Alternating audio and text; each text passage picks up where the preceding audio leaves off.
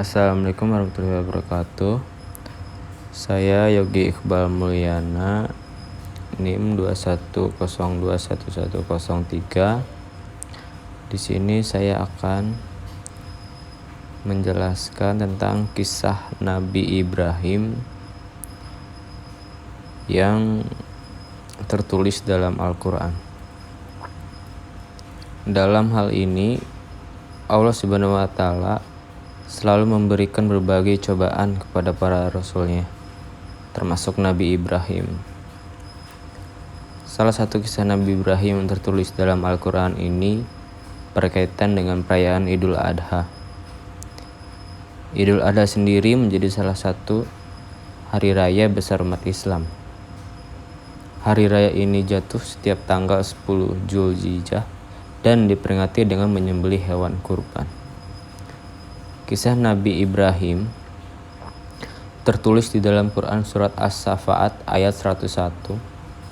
Diketahui Nabi Ibrahim lama tidak dianugerahi seorang anak. Kemudian Allah berikan kabar gembira dengan kelahiran sang anak, yaitu Ismail. Kelahiran seorang putra membuat Nabi Ibrahim sangat senang dan menyayangi Ismail.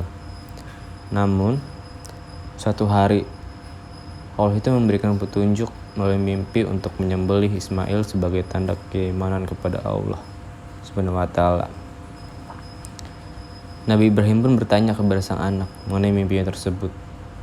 Dalam surat Asy-Syafa'at ayat 102, Ismail setuju dengan perintah Allah dan bersiap untuk disembelih sang ayah. Dari contoh kisah Nabi ini, kemudian setelah membaringkan Ismail untuk disembelih, Allah memanggil Nabi Ibrahim dan menghentikannya. Allah Subhanahu wa Ta'ala pun memberikan mujizatnya dengan mengganti Ismail dengan sembelihan hewan yang besar seperti yang tertulis dalam surat Asy-Syafa'at ayat 107. Nabi Muhammad SAW juga bersabda mengenai ibadah yang paling dicintai Allah adalah berkurban. Bahkan, nantinya hewan disembelih akan datang di hari kiamat kelak. Dalam hadis riwayat Ibnu Majah dari Aisyah, Rasulullah bersabda, "Tidaklah seorang anak Adam melakukan pekerjaan yang paling dicintai Allah pada hari nar, kecuali mengalirkan darah, menyembelih hewan kurban itu. Hewan itu nanti pada hari kiamat akan datang dengan tanduk, rambut dan bulunya. Dan pahala kurban yang menetes pada suatu tempat sebelum menetes ke tanah, maka hiasilah dirimu dengan ibadah kurban."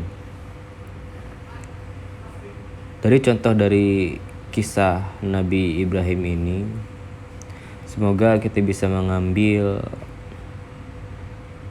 karakter dari kisah Nabi Ibrahim dengan baik dan membuat diri kita menjadi ke arah yang lebih baik lagi.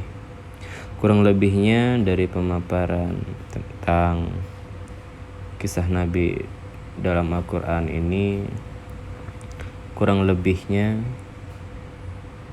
saya ucapkan terima kasih. Wabillahi taufiq wal hidayah. Wassalamualaikum warahmatullahi wabarakatuh.